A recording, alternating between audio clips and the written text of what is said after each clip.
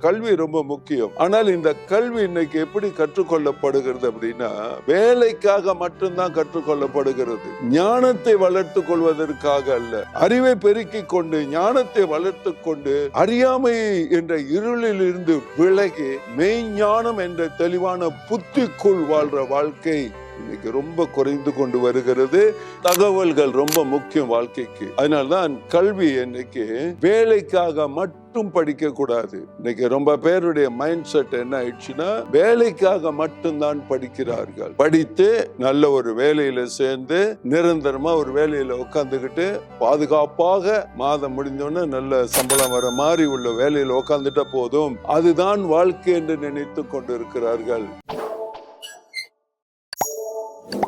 அன்பா